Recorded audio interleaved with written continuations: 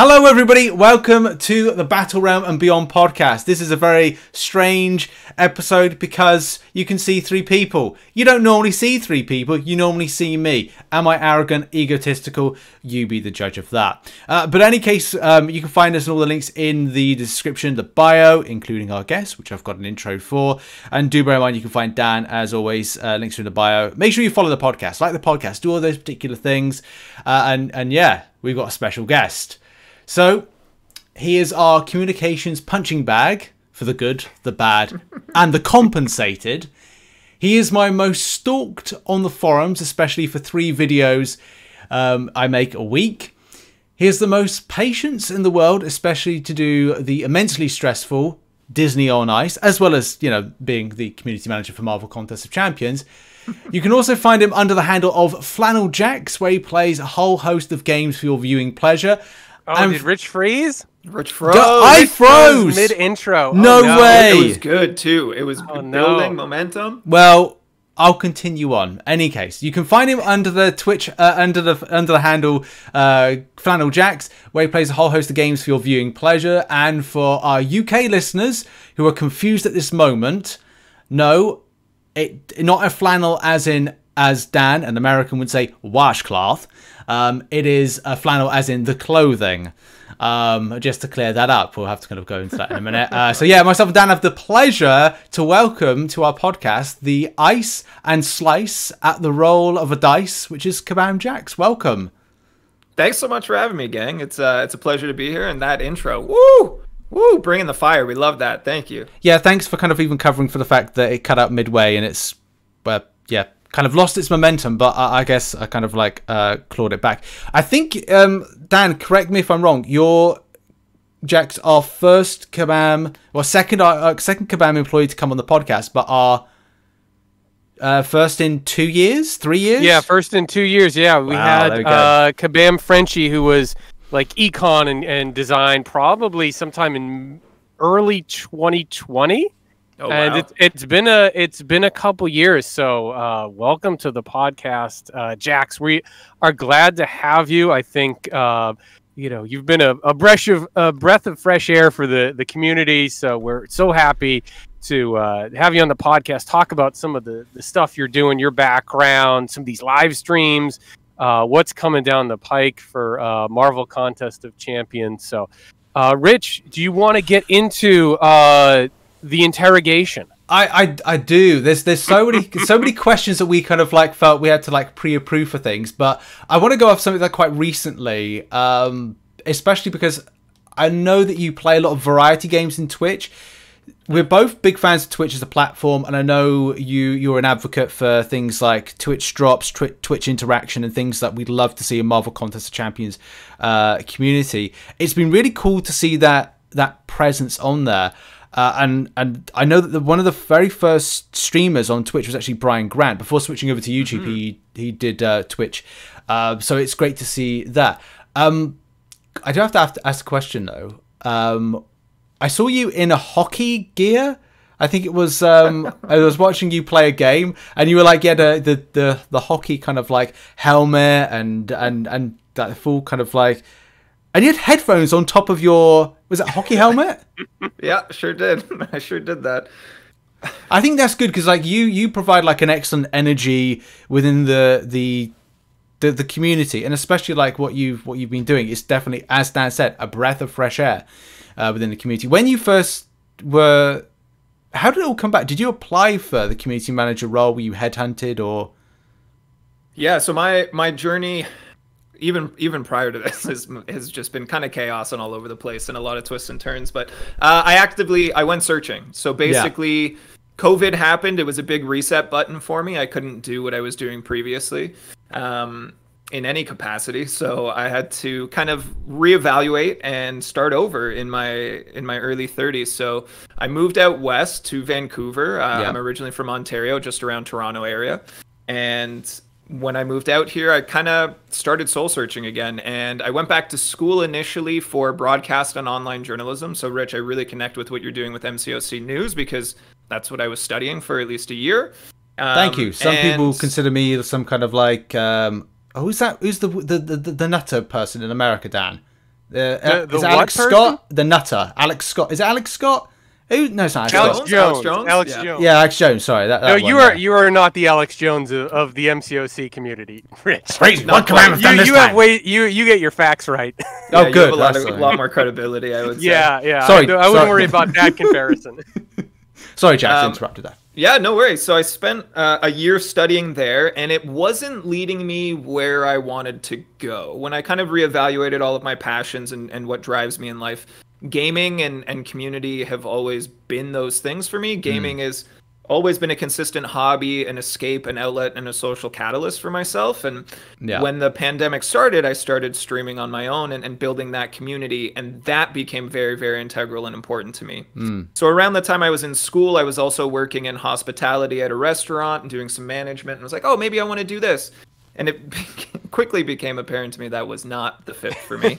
And I wanted to chase what I was passionate about. I wanted to care again immensely about what I was doing.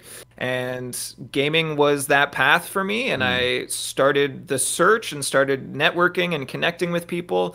Got some guidance from some really important people in the industry, and also kind of just got lucky that Vancouver is an actual pretty big hub for gaming development.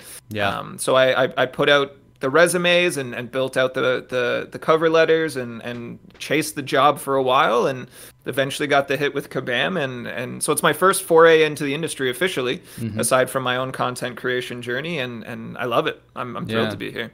Yeah, and it's interesting what you just said about going back to school and some of your background, because I want to compliment you guys on how professional that Twitch stream was the other day with the reveal of the champion choice winner. Like, that was like a fully produced hour of TV, for lack of a better term. And I was really surprised about, like, just, you guys were like bringing in guests and like, flipping to content creators, and then the dev team. Like, how much work went into that, and how much of an impact did your background play into producing that?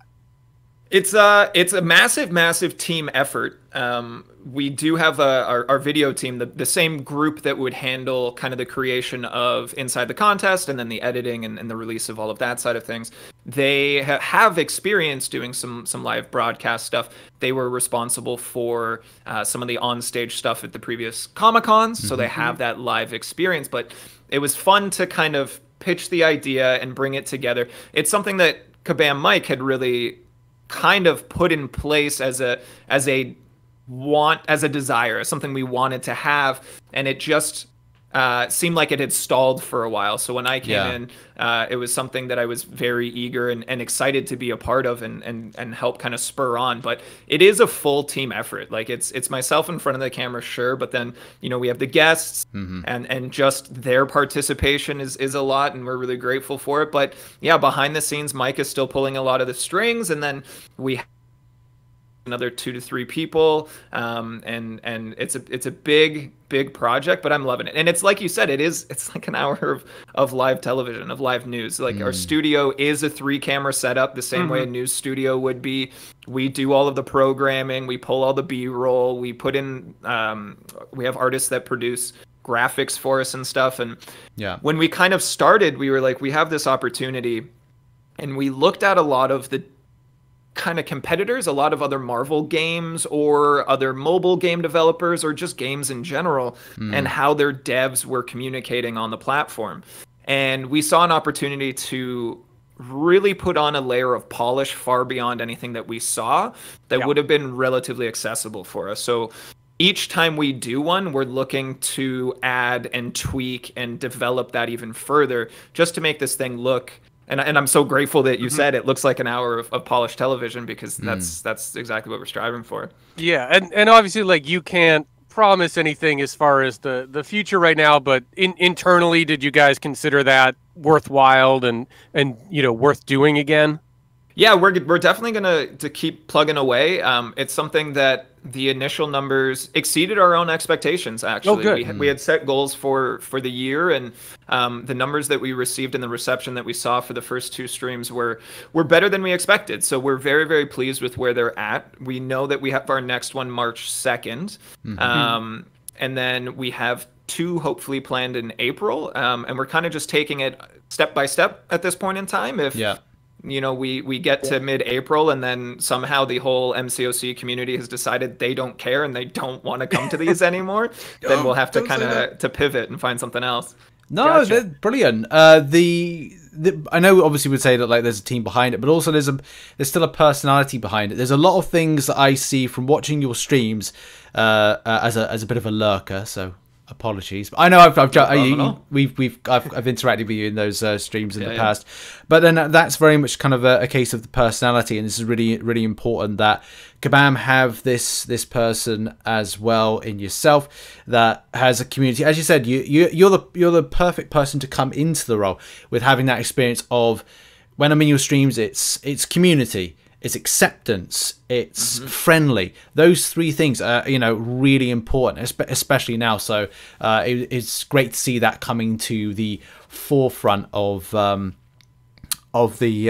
content and of what you're producing. I need to kind of lead into a question now, which myself and Dan are very curious on, and how this fitted into, and how you maybe had to explain stuff to Kabam about this Disney on Ice. Yeah. Did you? And Jax, just to explain, like my curiosity on this, my day job is in live entertainment. I have worked Disney on Ices before. No but way. I worked in an arena. So yeah, my day job is putting on concerts and comedy. So where are you? Where? I'm in the Boston area. So I did them at a venue in Worcester. Like 10, 15 years ago, called the DCU Center, which had all that stuff come through, like the monster trucks and the bull riding and the Disney on Ice. So yeah, I've definitely worked my fair of shows in that genre. So just seeing that you had that live entertainment background, and that's such a specific skill set of like being able to perform on Disney on Ice. Like, what is this story there, man? Like, how did you get into that? Well, this story is almost even more ridiculous than how I ended up at Kabam. So I was 20 years old when I decided I wanted to be a Disney on Ice skater. And prior to that point in time, I wasn't a figure skater at all. I was. Now, and for people who don't know, hockey skates and figure skates are very different skates. Very different. So, and I assume being, you know, you had a hockey background before. Yeah, so I'm Canadian and therefore at some point in my life played hockey. You were legally required to play hockey. Yes, you have to. Yeah. When you're born, they give you a bottle of maple syrup and a set of hockey skates, and they say good luck. So I actually did grow up playing quite competitive level of hockey and enjoyed that, and then went to university and kind of it took a back seat and it became more casual. But yeah, I was 20 years old and I was like, I could be a figure skater, and it was not an easy transition, let me tell you. But basically, what happened is I chased a girl. She knew, just now that I say it out loud, she knew. She was on board with it the whole time, everyone. I was in university and I met a girl and we went on a date. She told me she auditioned for Disney on Ice and might be leaving. I thought that was super cool. When she got the job, we decided to be casual, and then she went away for tour and we decided to stick it out for long distance. She toured for a year, and I went and visited a number of times and got to meet the people and really enjoyed the environment. I was at a bit of an impasse with school at the time. I had switched majors and was kind of burnt out and was like, I'd rather be on tour with them. So I kind of chased down a couple different angles.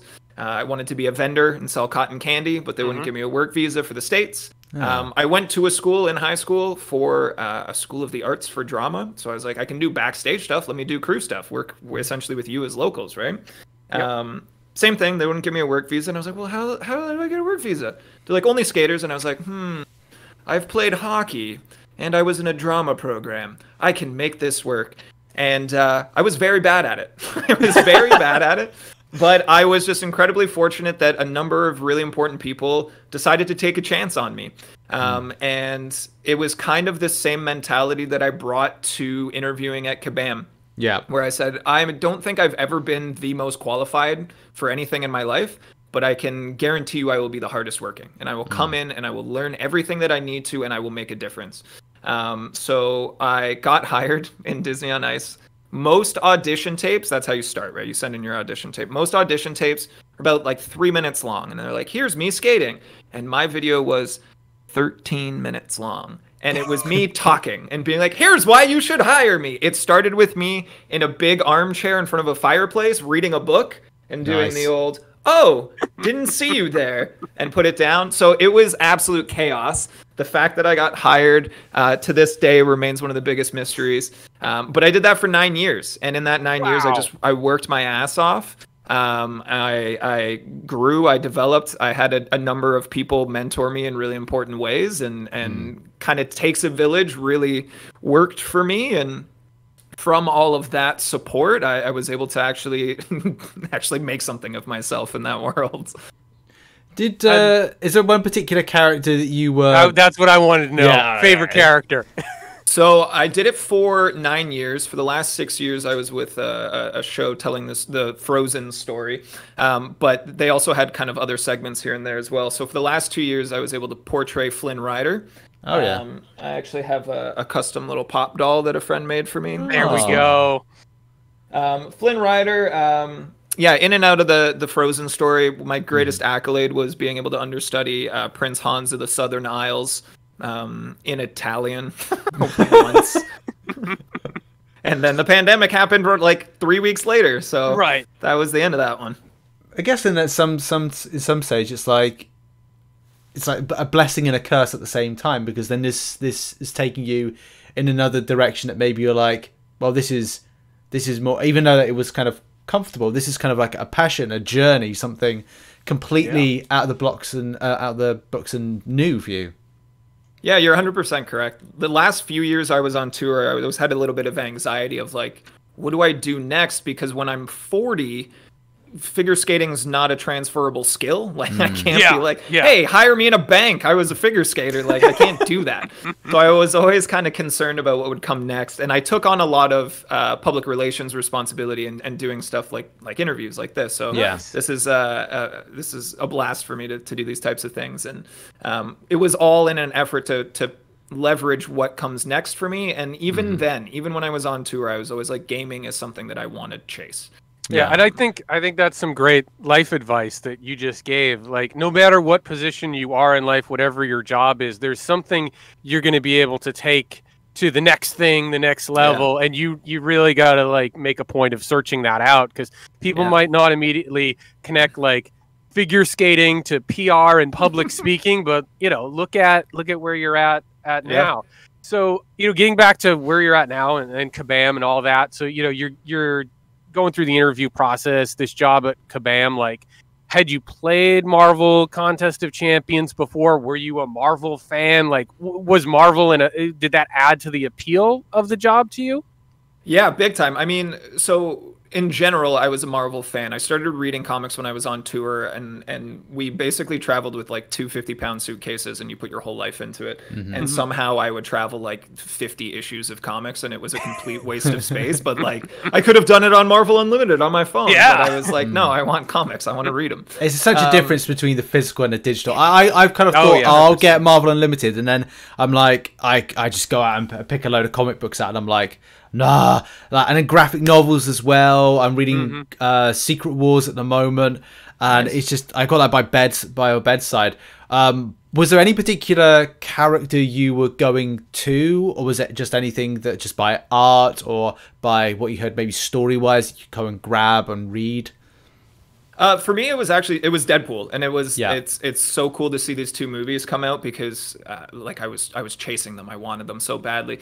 To me, comics are fantastic. They're so over the top. The storylines are insane, and I love that. And I think the written and visual medium kind of lend themselves to that in ways that like television and movies couldn't really do. Yeah. But at the same time, they have their own limitations, and a lot of that to me is the action side of things. So it's one thing to grab a comic that's like a big punch 'em up and fight scenes, and they're done in a few panels. But to me, the comedy in Deadpool is what kept me coming back, and I think that it blends in so naturally in a comic form. Yeah.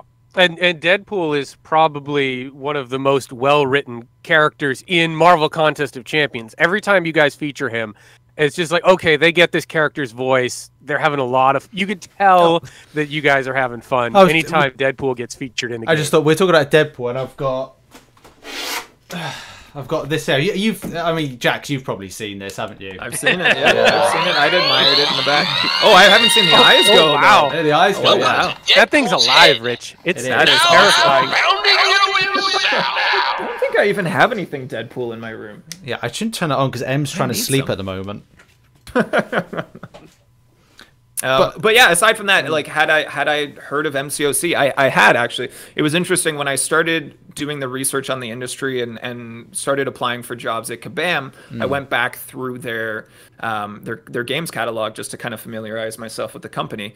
And when I reinstalled Marvel Contest of Champions, it was a weird experience where I was like, oh, I already have an account, and oh, I've already put in like quite a bit of work into it. So I think it's a game that at some point along the way I came across and was like, this is cool. I'm going to dedicate some time to it. It didn't stick at the time, but yeah, it kind of speaks volumes to the almost viral nature of it, that it's crossed paths with so many people in so many different capacities. Well, that's the surprising thing. I've got relatives that play the game but don't get too much involved with the community. I know we obviously talked about the way that the Summoner's Choice went, where for what we see on the forums, what we see on Twitter and various different places, and everyone could be going, oh, White Tiger. There's a lot of people that do not necessarily get involved with forums, socials and things like that just casually play the game. We might even know people or don't know of that play the game at the moment, or at one time, as you said, had played the game. It's surprising. Yeah, it was definitely a learning experience for me doing the Summoner's Choice stuff, because I have to remind myself, it's something that I learned early on, that my engagement with the community is still such a limited portion. Even if I'm talking to thousands of people at a time, there are still so many more people that, like you said, we just don't have that contact with. So going into the final round, I was on Team White Tiger. I mean, I was on Team Spider-Punk, but that didn't go so well for me. So I was on Team White Tiger going into the final round, and everything that we saw, we were talking in our content creator program groups about polls within, the content creators communities, and seeing every single one of them come up pretty handily on the White Tiger side, and then seeing the final results to be in favor of Gladiator. And it kind of it makes me remember, even if I'm speaking to a ton of very passionate people, they cannot, even if they want to, even if they think they are, they cannot represent the entire community base. Yeah, you just can't get a large enough sample size, no matter how big your audience is. And but I think that whole thing, that it's just great for getting people involved in the game. And like you said, it's a lot of it happens behind the scenes, or just voting in the app, and we don't see it on Twitter or on our video comments or whatever. But I think it's great for interaction with the community, and the Marvel universe is so big now that we've got over 200 champions. You kind of hit on it a little bit, but what I really like about where the game's going with champions is that there's a champion for everybody at this point. And that is really, really cool, because we're all coming to it from different experiences, but there's just so much depth to the Marvel bench right now that you guys are never going to run out of characters. No, I have that fear occasionally that I'm like, oh, we're going to run out. And then I just realized, like, I picked up Edge of the Spider-Verse as a few issues. I made the mistake of getting on it way too late, and now issue 2 is like $100. I never gonna see it. But in the first issue, my new favorite, and the one that I will advocate for coming to MCOC, and it never will, but I will be a diehard Spider-Rex fan. He's a T-Rex who is Spider-Man. And so I read stuff like that, and I'm like, we're never going to run out of characters. They're always doing something chaotic. And I love that. Oh, yeah, there's always more characters. I mean, I could probably name 10 X-Men off the top. Like, if you were just like, Dan, you can add X-Men for the next year. It's like, that's just mutants. Like, it would be so easy for me to do that as a fan of, that's kind of my pocket of the universe that I gravitate to. Rich, I'm sure you could do the same thing. There's probably a dozen variations of Deadpool out there that you could add, and people would go crazy for. Do you, Jax, do you have a particular champ that's your favorite, either to play or just because you have an attachment to that champion outside of the game? For a long time, it was Guillotine. It was like one of the first champs that I had, I think, at like 4 stars. So I cleared a lot of the early content. With Guillotine. But lately, it's been Elsa Bloodstone, and like, it was cool to see the character represented in Werewolf by Night. I thought it was only an okay translation. But to be fair, most of my exposure to her is from our game, and I think it's kind of a cool two-way street of like you might see your favorite character in a comic and come to the game and see it, or you might play the game and be like, I have no idea who this is, and then go find them in other media and be like, oh, this is really cool. But yeah, Elsa's one of my maxed out 5 stars, one of the strongest on my roster because I still have a bit of a baby roster, but like the versatility in the play style and the animations and stuff are simple but slick, and yeah, I've really enjoyed playing with her. She's been a mainstay for a while now. I think that's good that if you are where you are in the game, obviously being a community manager, your experience will be. I mean, it's good really because what you're doing is you're gathering lots of different players' experience at different types of progression levels. It's good, but also it's incredibly tricky because you then have to kind of like emphasize, but also understand where you are as a point of going, well, we can't do everything for everybody, but at least gives you, I guess, gives you an idea of like, okay, where are the pain points here as I'm progressing. And then maybe suggesting, are you able to then pitch stuff to your colleagues and say, well, I'm coming up to this, I kind of feel like my roster isn't expanding width wise? Because me and Dan have talked about this theory before about when players are new to the game, that if they rush to a particular progression, what they do is, yes, their roster goes up in levels, but it takes a lot longer to be where myself and Dan are, where we've grown wider with variations of rarities. Are you finding any kind of like issues now that you're able to kind of pitch to your colleagues about improvements? Yeah, I'm kind of at that point myself where my roster has finally started to grow. Like I would literally try to keep 5 and then just do as much as I could with a top 5 roster, and now I'm finally expanding a little bit. Battlegrounds has definitely helped for that quite a bit. Oh, sure. Yeah. Okay, you can't just have 5. That's not going to work. No. But at the same time, our pipeline work-wise is very open. It's very collaborative, and I'm very, very grateful for that. I kind of didn't know what to expect coming in, and to my understanding, that's not the case in every game development studio, especially with the community team. But like you said, for me, having kind of a new player journey or a mid-player journey at this point in time, like I can hit a particular pain point if I'm banging my head against it and go to the game team and say, hey, this is the experience of a kind of mid to low tier player at this point in time, and adjustments that might need to come of it. For example, when we started tinkering with the difficulty level for event and side quests last month, which was too tough. they came to us and were like, what are your experiences with it? And I was able to say, as a relatively new uncollected, I can't do anything. So well, that's what I appreciate about you, because I saw on the forums, obviously, as I said, I'm your stalker, for all for all kind of factual information that I need, is that you actually said, look, I'm in the same position right now and I am seeing a pain point, and that I think is incredibly important, because again, we're talking about, it's difficult for community managers sometimes to be able to show empathy towards. Thank you. But that kind of made it really, really good for players that were at the same level as you, or also kind of looking at your perspective and going, do you know what? I agree with that one. So that was good as well, to have that level of communication. Yeah, I think having that level of relatability is definitely an asset. Like, we do get the top end players that will come in and talk about like high end war, and I kind of go, oh, don't worry, Jack. I need someone else's opinion. I don't know what's going on anymore.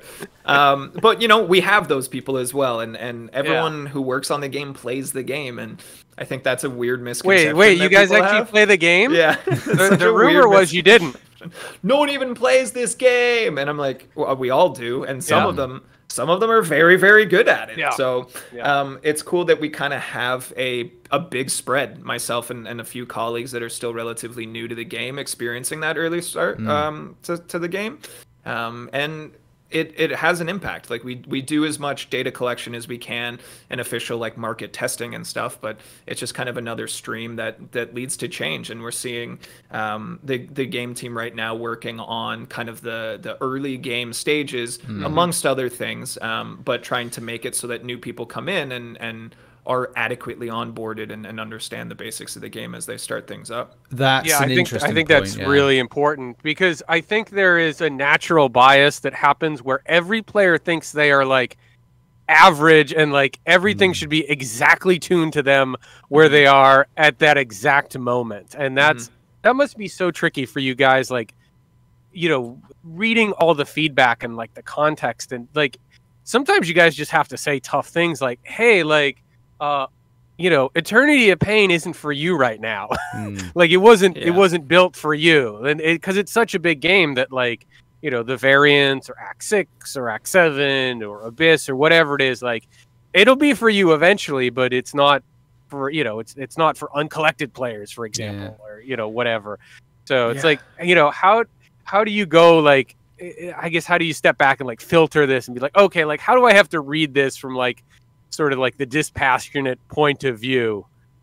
It can be tough. A couple of things about me is like I'm incredibly empathic, and I'm also a dangerous levels of people pleaser. So I want everybody to have everything that they want. But it's a bit of a balancing act, and my job and Mike's job is unique in that we work for Kabam, sure, but we are also the voice of the players and going back. So kind of trying to find that balance between, yes, it's a business, but also we want to make sure that people are enjoying this game and having fun and coming back to it.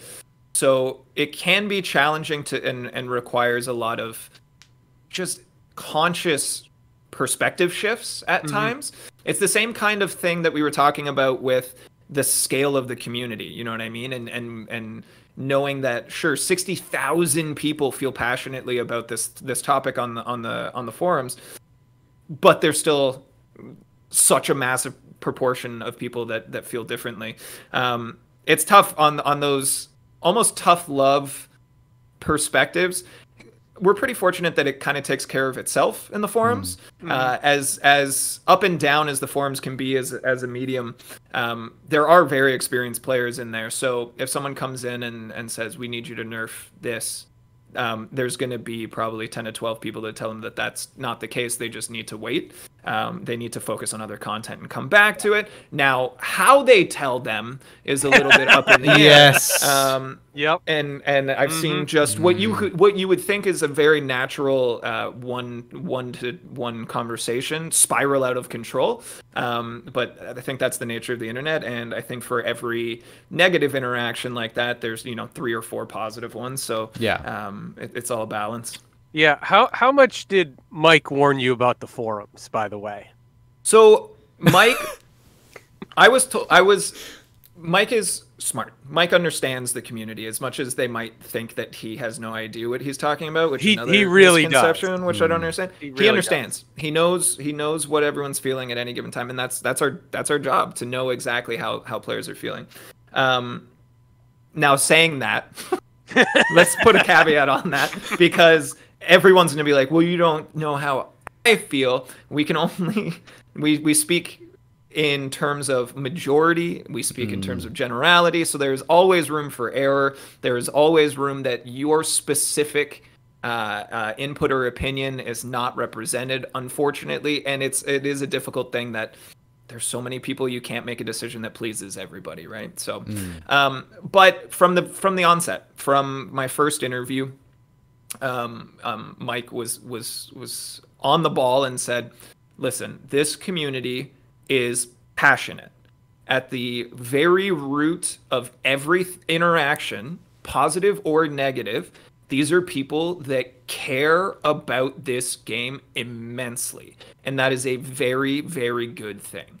So it does kind of feed into the perspective that I have if I'm having a tough day, and the forums are maybe on fire, or there's a handful of bugs that we can't get on top of, and we're trying to communicate out those really important details, that everyone who's angry or upset, it's because they care. And I would way rather that than an empty, silent forum because people just don't care enough to engage, to be outraged. Now we could do a little less outrage, but again, passion at the base of it, and I respect that. Yeah, I mean, a lot of us are 8+ years in on this game. It's become a big part of our lives and you know, just, you know, our social day to day with our alliances. So it's like you said, it's great that people care, and they care for a reason. And that's, at the end of the day, like, you know, you'd be in a lot of trouble if people didn't care about the game. So you always want to remember that. But I imagine some days it's easier to remember that than others. Yeah, it's definitely a roller coaster. When I think we were talking about I wanted to interject with stuff about there's stuff about misconceptions. I think because one of the recent things I know that I'd say, I don't know if it was staff speaking via you or kind of giving the information of how units are seen from a spending element, and just understanding, like, if people are saying, or if your colleagues are saying that, say, units are more in line with being spent on revives and health potions and things like that, are there a lot of like misconceptions that, say, the players have gone, well, we see this as this, and, you know, at Kabam, maybe they see different elements going a different way with how we interpret them when it comes to, like, abilities, synergies, usage, and stuff like that. Has that come out quite a bit? Yeah, I think it's inevitable. Again, with the size of community playing this game, it's almost an inevitability. But it is, I think it's pretty well summarized as kind of a bit of a disconnect. There's the Kabam side, which they establish intention. And in my time here, I think that's something that I really harp on people in terms of trying to include that in change logs or in notes and these types of things. Why are we doing something? Let's give them the intention. What are we trying to accomplish? Yeah. And then the disconnect happens when the player is has their own use that they establish that is kind of outside of that intention, and it's a disconnect. It's no one's fault, essentially. There's definitely no blame to be placed, but it's a one side saying, hey, we are giving you this with you know, the caveat that you can use this for X, Y, and Z, and then person who receives it says, well, I only want to use it on Z, and you're like, okay, you can, but to then say you don't have enough for X or Y, like, it's there, it becomes a choice at that point in time, and it's a really tricky thing, right? It's a number of people with many postgraduate degrees coming together to try and balance an economy. It's literally like, if you think of it as there is the world's economy, and then they are responsible for a smaller version, but still a version of that in a game. It's such a massive undertaking. And I'm glad that I do my job and not their job. They're better at their job. Although you do get sandwiched between the kind of the rock and the hard place. Yeah, a lot of times it's a don't shoot the messenger kind of job, but at this same time, there's a number of different approaches to that, and we do see a lot of gratitude from people saying, you know, we really appreciate it. I have people that have messaged me on the Instagram, or sorry, on the forums, and said, hey, I really appreciate what you do, but if I post this publicly, people will yell at me. Like, oh, I was like, I would love to be at a point in time with the forums where that's not the case, where people, you know, can positively engage and support each other as much as they can be critical and educational. This is why we were saying about having Comic-Cons, if Comic-Cons return back, and we talked about before we started recording about like how it would. It doesn't need to be us versus you guys. Like, we can, you know, we're in this together. We're all trying to have fun here. So yeah, it would be great to do something in person again.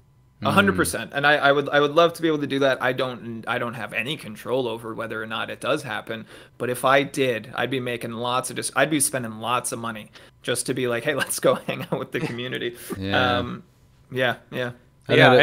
you know, like Rich was saying, you know, you kind of live at that intersection of the developer intention and the community application, and it's crazy for me after all these years, like, how things get out into the wild, and you just never know what's going to happen, whether it's a champion or whether it's, you know, this resource spikes and creates a shortage of another thing. PS, please add more gold. You know, gotta get that in there. But it's like you said, it's almost impossible to do anything in this game at this point without it having the this is a Kabamism knock-on effect of like 20 different things on update day. It's like those update days, you must be sweating it a little bit. I do. Yeah, when new stuff comes out, I always go, oh, please just let today be a good day. And most of the times it is, but it's like you said, the application versus the intention. And to Rich's earlier point with the units and people saying, well, I don't have enough energy because I'm using it to farm revives. Yes, we know that you're doing that, and therefore I can't get the content done each month. And we say, well, we gave you units. We know that players hold on to those units and wait for sales and wait for big opportunities. Yeah. But it's like you said, it's that knock-on effect right there. It's like, yeah, you have the option to do that, but you can't then. I mean, you can and you do, but there are solutions that are not being utilized to the problems that you have. Yeah, speaking of that, Rich, shouldn't you be releasing a saving units hoarding for 4th of July video right around now? I've already put that out. I actually saw that leading up to today. Do you just say that because, like, as a joke, do you know that I released that, didn't you, Dan? Oh, yeah.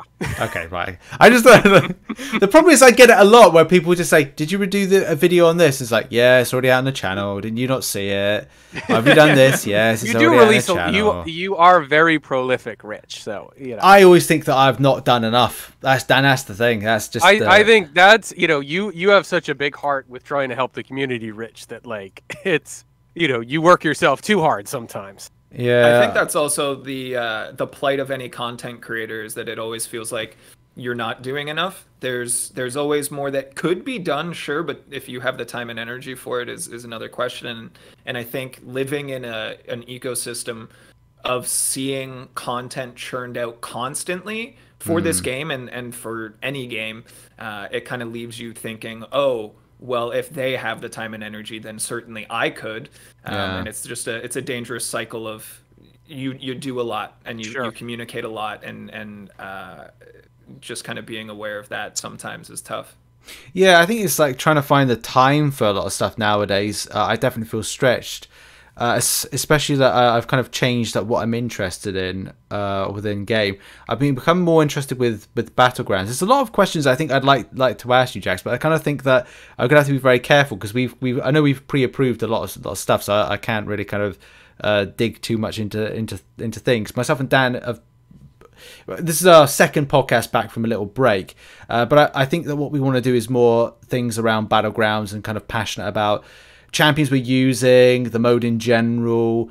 And we talked about last week, myself and Dan, about improvements that we'd make. Is there anything, and you don't have to answer to what degree or level you can do, are there any improvements to Battlegrounds on the way that meaningful matchmaking, store reductions? I mean, I said you don't have to say things because I know we'll get in trouble otherwise, but are there any improvements on the way?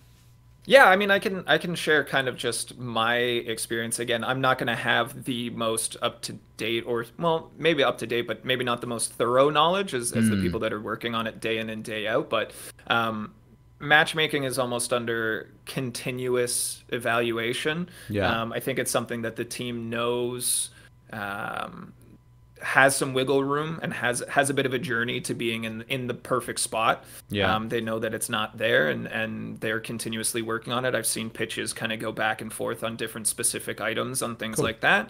I don't know. I've not heard anything about store. Econ stuff can be very guarded because the community doesn't respond well to that type of information. If we peeled back the curtain and showed everybody what they think they want, they just get angry. And it's kind of this balance of, it is a business and it is a game, and those things work in harmony, but a lot of players want less business in their game, and it still needs to be there. So it's a tough balance to strike. But from matchmaking, and then I know we also had a in-depth conversation, and I don't know what route it went, but I picked up some conversations that we had in the forums in terms of the drafting and how that still has a little bit of polish that it needs to kind of be in the right spot as well. So it's a new game mode for a game that's been out for 8 years, and this mode's been in it this is the 5th season. There's still a lot of iterating to be done on the mode itself, and we want to get it to a place where everybody loves to play it. I do think it's tough because I've been in the trenches for all of the conversations about matchmaking, and every single suggestion, not a single one has been 100% unanimous that everyone loves it. It is a very, very tough thing to appease as many people as possible with it.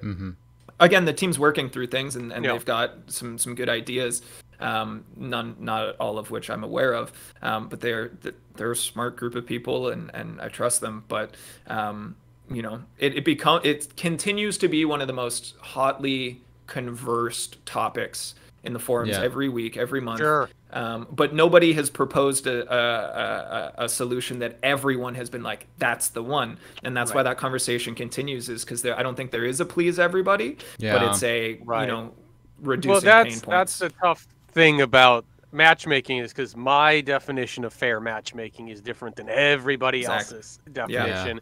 And you can't, if I gave you my proposal and you did it, that hurts other players. And, and everyone wants the matchmaking that, at the end of the day, everyone wants the matchmaking that helps them. Exactly. Whether it actually would or not, but in their head, that's what they want. I know, I know that. It's, I think that's the tricky thing with like a competitive mode, and like, well, how competitive do you want to be? And I think it's good to hear that, you guys are you really are sitting in meetings and going through feedback and having debates about this stuff. It's not just like roll out season 5, let them deal with it. Yeah, it's constant. The teams are always working on it, and then they get it a second time when they then have to explain it to us on the community side, and we have constant back and forths, and things are always being worked on. I think that's one of the toughest things is we can provide transparency, but only to a point. And I don't think it's something that can ever be enough for a community. If they want to know that information, they feel like they want to know it right then. And we just could not possibly answer every question every moment of every day. So as much as I feel like we do a pretty good job of being accessible to the community and peeling back that curtain in accessibility, and I think that the streams, that's one of the main intentions behind them, is bringing some stuff to the community that they wouldn't see and wouldn't have any ideas happening behind the scenes. It's still always going to be not quite enough, and I think that's just the nature of the beast.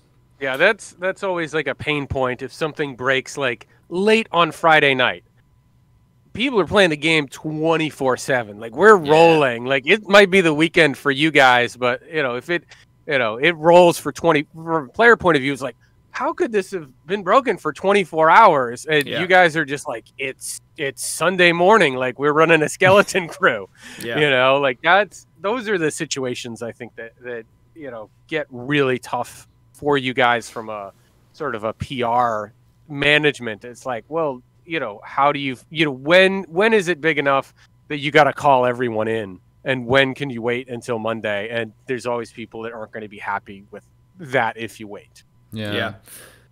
The work-life balance culture at Kabam's actually, it's good, and we're pretty pleased with it. And I was going to ask, how many do you feel like you are working excessive hours at times, or is there days that you can just go like, right, well, I've done a 12 to 14 hour day here, then they're like, well, it's fine, you don't have to worry about tomorrow, kind of thing? They're pretty good about it, and it definitely varies from department to department, and it depends on who your kind of manager is. But Mike, for me, from day one, we kind of discussed and wanted to be on the same page about kind of our mental health, and trying to be the company itself is very accommodating and wants to make sure that people's quality of life exists outside of work as well. So we have had circumstances where I'll use the example of our first actual Twitch live stream was a charity stream that we did in November. Very, very small. We didn't tell a ton of people, but it was basically being used as a proof of concept to say, can we do this with our games? And that was spearheaded by me and resulted in a lot of different interviews and a lot of prep time.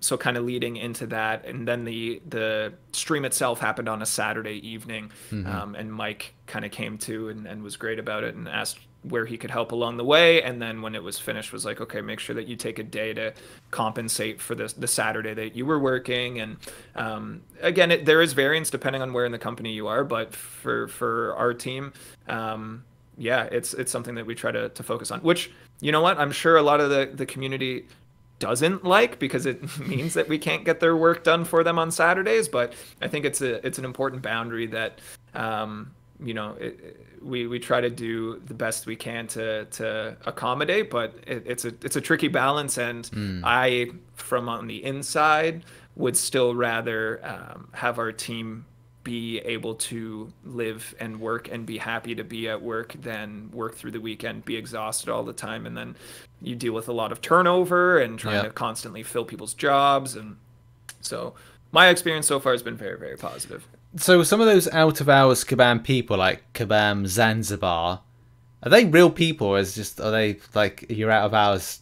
I mean, you can't reveal. I don't think you can reveal anything when it comes to that. Yeah, I mean, we have on the forum specifically, we have a mod squad that are mod squad, okay, somewhat outsourced, but essentially we reach out to them and have pretty consistent contact with them, in terms of guidelines and instructions for them and what we need to see and what needs to be changed, and the constant drip of information from dev team back to community. So that's good. We do have people kind of around the world that manage the forums when we're not there, but then we kind of have, you know, 3 main voices that are the pretty close to 9 to 5 through the week. Yeah, that's cool. That's cool.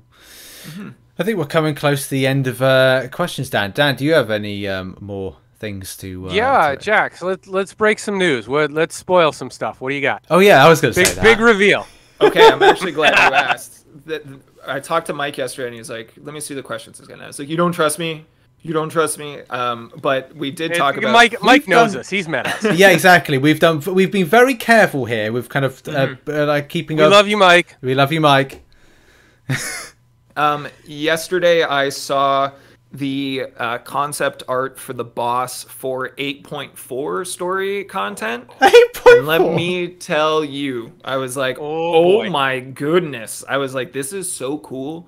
I'm so excited to tell everybody 2024, get excited for this chip. But I think, like, A, it is very cool. Trust me when I say this. But B, I think it is an important thing that we occasionally see the doomsayers be like, this game's on its way out, and it's important. I was gonna say, like, the game's dying. It's crazy that you're gonna put out 8.4. Yeah, right. We got stuff planned all the way. So, we love it. I know it's not the nugget we were hoping for, and won't take place for a long time, but yeah, look forward to 8.4, guys. No, it's just awesome to hear from a development cycle that you guys are that far out. That is really, really encouraging and exciting, because the months do fly by. It'll be here before you know it.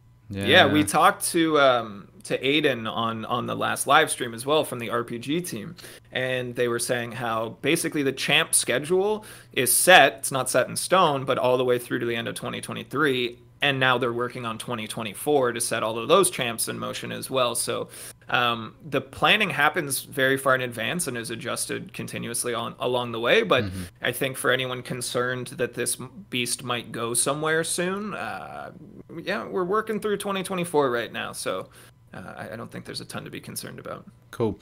There was going to be like a question about like movie versions of Champions. Is that something that we're going to see more of? Because I think the last 2 years we haven't really seen much in a way of like movie versions of Champions. Is it still something? Yeah, so it's a little, I think it's pretty case dependent, and I'm kind of just echoing what I've heard.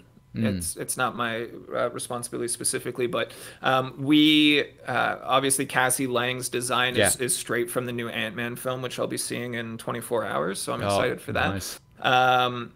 But it's a little bit of a variant schedule, and it kind of has to be. For example, I think Spot was on the schedule aiming for the release of the new Spider-Verse film.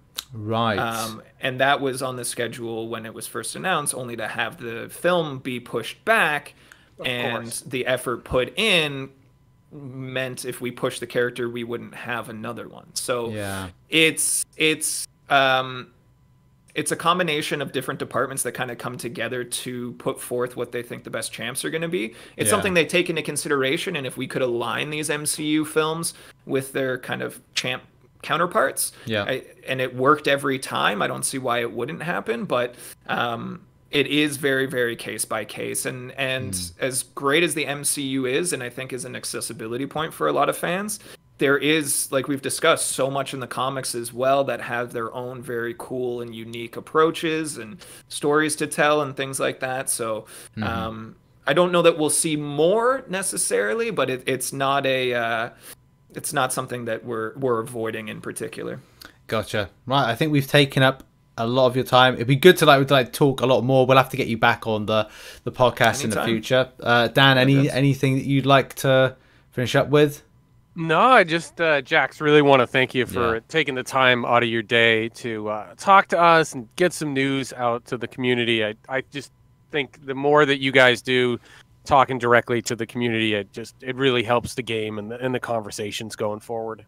Yeah, it's my pleasure, gang. And like being able to interact with people in the Twitch streams it's weird to say, but it's like an oddly emotional thing for me, that it's very positive for the most part, and people coming out and kind of sharing that level of appreciation and the kind of things that you guys have said, it hits me in the feels a little bit. So I'm thrilled to be able to represent the players and the game back and forth to each other. And we've joked about it, and it's not going to land in this context for the listeners, I'm sure, but the Game Awards has like a best community award, and last year Final Fantasy 14 won it, and Mike and I were like, it's going to be us this year. We're putting together the streams. We're going to put together all these different means of access for the community and communication points, and we're going to make these these relationships last and be impactful in these ways. So